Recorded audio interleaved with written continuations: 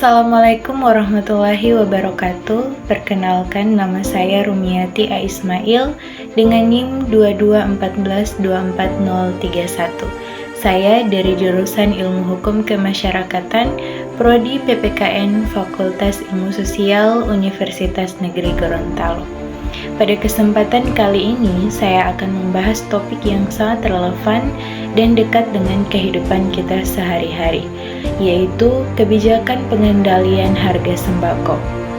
Ini memenuhi tugas mata kuliah kebijakan publik yang diampuh oleh Bapak Roni Lukum, SPD MSc. Dalam 10 menit ke depan, saya akan mengajak Anda melihat bagaimana kebijakan pengendalian harga sembako, mengapa ia penting, bagaimana unsur ekonomi dan politik saling mempengaruhi, serta apa tantangan dan langkah ideal oleh pemerintah. Sembako atau 9 bahan pokok merupakan kebutuhan dasar yang dikonsumsi hampir seluruh masyarakat Indonesia.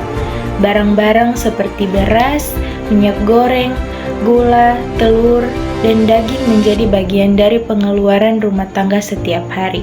Karena itu, sedikit saja perubahan harga pada komoditas ini bisa langsung dirasakan oleh masyarakat, terutama oleh kelompok berpendapatan rendah. Kenaikan harga sembako tidak hanya mempengaruhi dapur rumah tangga, tetapi juga berdampak lebih luas pada kondisi ekonomi nasional. Ketika harga sembako naik tinggi, inflasi ikut meningkat. Inflasi yang tidak terkendali membuat daya beli masyarakat turun, kemiskinan meningkat, dan potensi keresahan sosial bisa muncul.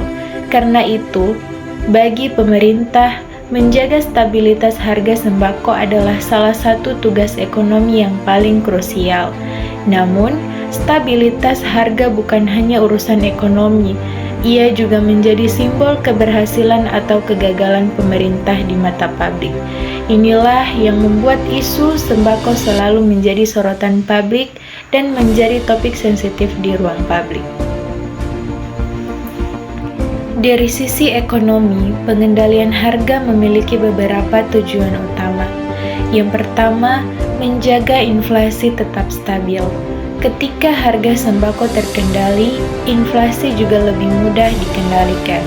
Inflasi yang rendah membuat perekonomian lebih sehat dan lebih mudah diprediksi. Yang kedua, melindungi daya beli masyarakat. Sektor rumah tangga, terutama keluarga berpendapatan rendah, sangat rentan terhadap kenaikan harga. Pengendalian harga membantu mereka tetap memenuhi kebutuhan dasar. Ketiga, mencegah kelangkaan dan memperlancar distribusi barang. Sistem logistik di Indonesia masih belum merata, sehingga intervensi pemerintah dibutuhkan untuk memastikan distribusi berjalan dengan sangat lancar. Yang keempat, mencegah praktik spekulatif seperti penimbunan atau permainan harga oleh kartel. Tanpa pengawasan, harga dapat dimanipulasi oleh oknum tertentu untuk mendapatkan keuntungan besar. Dengan kata lain, tujuan ekonominya jelas, menjaga stabilitas dan mencegah gejolak pasar. Meskipun terlihat teknis, kebijakan pengendalian harga tidak pernah sepenuhnya bebas dari kepentingan politik. Pertama, kebijakan harga sangat mempengaruhi citra pemerintah. Ketika harga beras naik, masyarakat seringkali menyalahkan pemerintah. Apapun alasannya, karena itu pemerintah sering mencari cara cepat untuk meredam kemarahan publik, seperti operasi pasar besar-besaran, atau pembagian bantuan pangan. Kedua, momen politik seperti pemilu sering mempengaruhi kebijakan harga. Menjelang pemilu, pemerintah biasanya berhati-hati agar harga tidak naik. Bahkan, kebijakan impor yang secara ekonomi perlu dilakukan sering ditunda, karena takut dianggap tidak pro petani. Ketiga, tekanan dari kelompok kepentingan juga berperan. Petani ingin harga tinggi, konsumen ingin harga murah, dan pedagang ingin margin keuntungan. Semua kelompok ini memiliki kedekatan politik tertentu yang bisa ikut mempengaruhi keputusan pemerintah. Akhirnya, kebijakan harga seringkali menjadi strategi untuk menjaga stabilitas politik jangka pendek, meski kadang mengorbankan efisiensi ekonomi jangka panjang. Inilah tarik-menarik yang membuat kebijakan harga senantiasa kompleks. Dilema ini muncul karena kebijakan ekonomi yang baik seringkali tidak populer secara politik, dan sebaliknya. Misalnya, untuk menjaga stabilitas pasokan, impor beras kadang sangat diperlukan. Tapi, kebijakan impor tidak populer di mata publik dan dianggap menyulitkan petani lokal. Sebaliknya, menahan harga agar tetap murah adalah kebijakan yang disukai masyarakat, tetapi sering membebani APBN karena subsidi yang besar, bahkan bisa merugikan petani yang menjual hasil panennya dengan harga yang tidak sebanding dengan biaya produksi.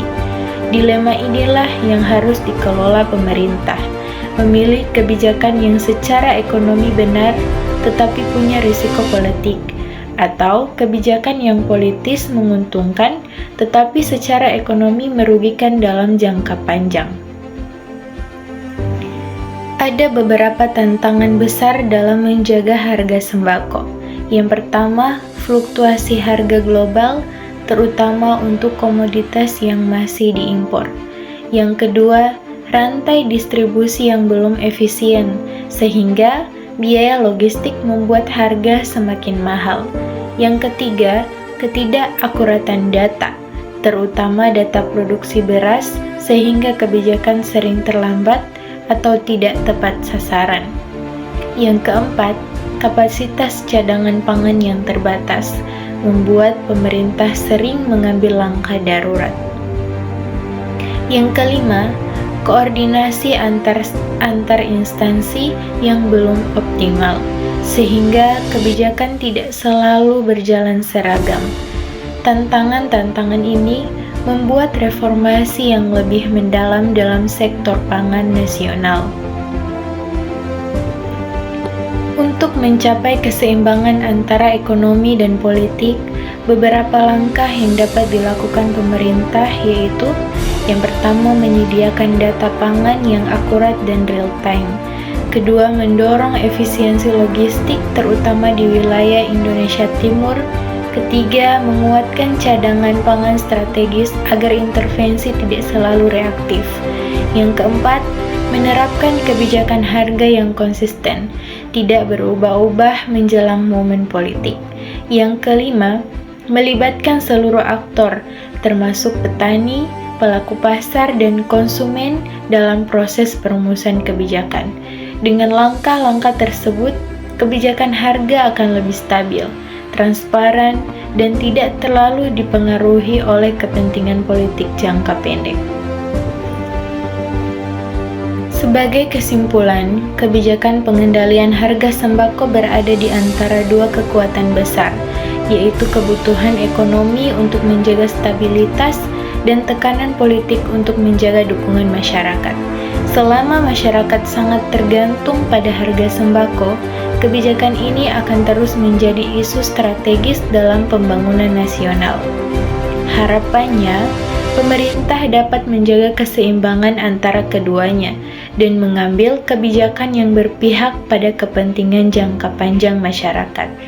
Dengan kebijakan yang berbasis data, transparan, dan berorientasi pada keadilan, stabilitas harga sembako dapat tercapai tanpa mengorbankan kepentingan politik maupun ekonomi. Terima kasih sudah menyimak presentasi ini. Wassalamualaikum warahmatullahi wabarakatuh.